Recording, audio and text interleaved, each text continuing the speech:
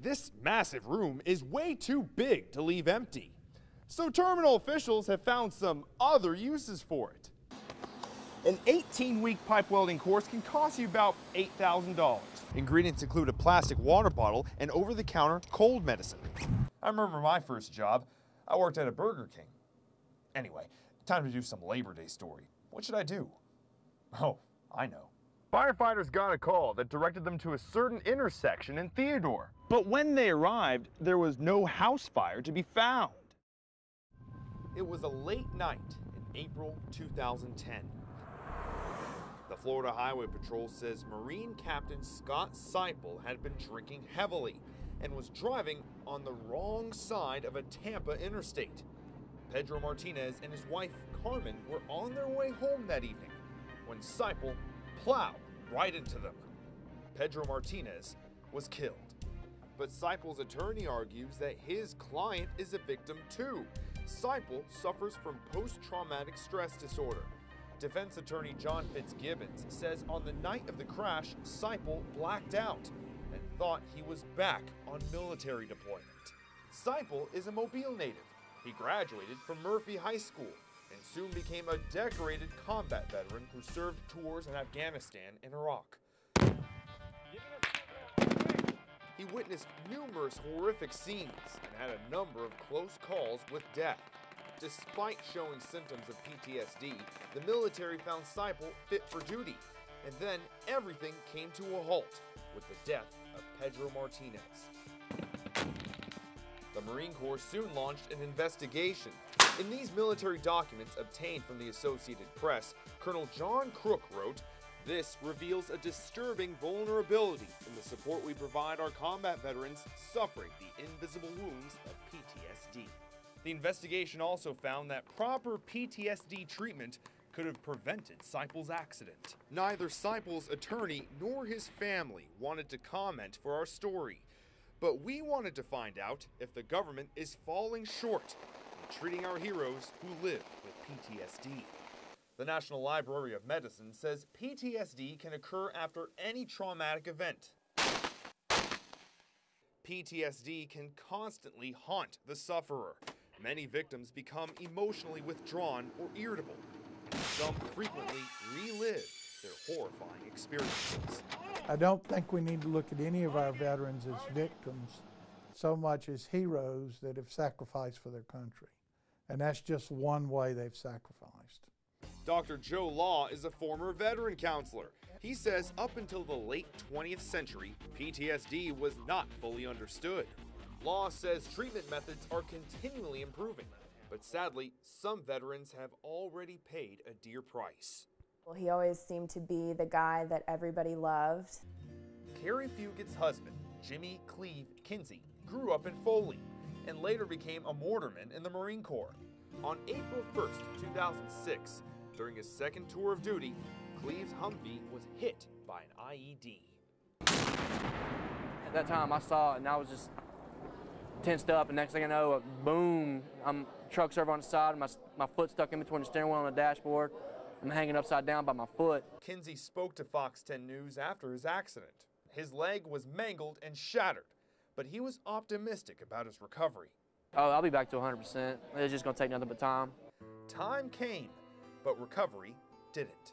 Over the next year, doctors tried to save the leg, but it was soon amputated. While undergoing treatment, Fugit says her husband showed signs of PTSD. He was prescribed all of these meds, and after a while he started to become addicted to them. Fugit says military doctors were primarily concerned with treating his leg before addressing his PTSD. And over time, she says, his PTSD symptoms got worse. He would get really angry. He was arrested for domestic violence one night. There was a gun involved. We tried to tell doctors, and I just don't feel like people didn't take us very seriously at that point. She says Kinsey became more depressed and more abusive.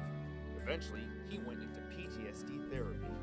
He said that he had a list of things that he wanted to do to fix all of the damage that he had done. And I feel like he was starting to understand his PTSD a little bit better. Cleve Kinsey died on April 20th, 2010. The death certificate says he passed away from a prescription drug overdose. I like to think that he was improving and that he sort of died trying.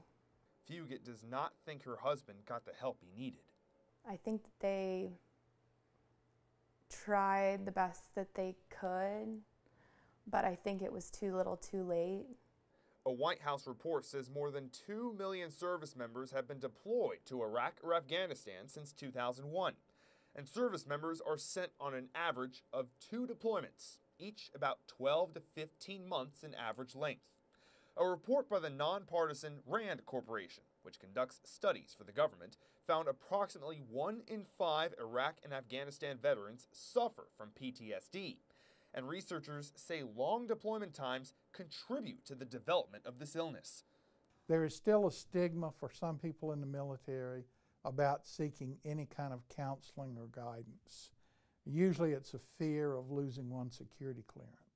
But the doctor warns that as the Middle East conflicts come to a close, the military could soon reduce its force, and we'll see more people with PTSD. A lot of those people will join the unemployment line, and so they won't be able to get military care, and they'll need to get care elsewhere. So I think there will be a strain on our resources. Dr. Law says our government is making great strides at treating PTSD, but more needs to be done. They need to have more counselors, more therapists, more mental health people. Fugit thinks the military needs to be more proactive. Perhaps it could have saved her husband. You get treated for it immediately. You don't sit around and wait for it to get worse, wait for your family to fall apart, or wait for you to, kill yourself. Captain Scott Seipel will have a DUI manslaughter trial this month. And sadly, it's too late to help Cleve Kinsey. But perhaps their stories can serve as a lesson. These stories underscore the fact that PTSD is not something veterans should be ashamed of sharing. Instead, it should be viewed as a serious condition, a condition that needs more medical research and treatment. It's a day at the office. We're harvesting sweet potatoes. No company gym here. The work is a workout in itself. Well, we have 300 acres, and it takes about 6 weeks to do it. Penry Farms is constantly hiring, but talent is hard to come by. After a full day's work of picking sweet potatoes, these employees will take home at least $100 today. Certainly a lot of work, but work that farmers say normal Americans just won't do. The American shopper wants a perfect product on the shelf in the grocery stores, and this is the only way you can get it. He's right here picking them up by hand. These employees have documents, but Penry doesn't know for sure if they're all legal. A new Alabama law, which takes effect next week, will crack down on illegal immigrants. And today, it was challenged in federal court. A supporter of the law feels the opposition hasn't read the bill. The whole thing was written to comply with federal law, not to enforce federal law, but just to comply with it. He feels people don't understand the law. For example, on page 8, the law forbids racial profiling, and page 19 says elementary schools should not have to require citizenship checks. Why are people having a problem understanding that the word before immigrant, that's the important one, is illegal? Penry feels some solution is needed to appease both sides, like Utah, which has a guest worker program for illegal immigrants. I understand illegal, but I understand what the American shopper wants on the shelf too, and it's got to be a perfect product. They're sweet, tangy, and addicting. Eating too much is certainly not good for you, but smoking it is even worse. It's a really dumb thing for anybody to do. Alabama drug educators say many school children are snorting or smoking candy. My friends do it at lunch all the time. Rodney is a high schooler from Orlando. He says the trend is popular back at his home in Florida. Mostly Smarties, they like smash it up and snort it like it's cocaine. Children take Smarties, Pixie Sticks, or Kool-Aid, and they use it as drugs for fun. After they do it, they like cough and they about like to throw up, so I don't do it, but my friends do it all the time. The Drug Education Council warns that if this sugar gets lodged in your lungs or your nose, it might not be pretty.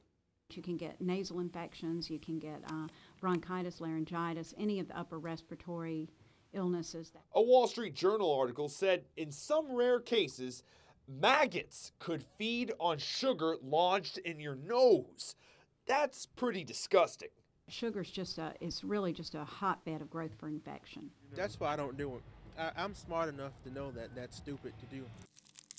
Drug educators feel this is just a trend and it will pass, but parents need to be aware of what their kids are doing, because the educators say if these kids are pretending to be using drugs now, they could dabble in the real stuff in the future.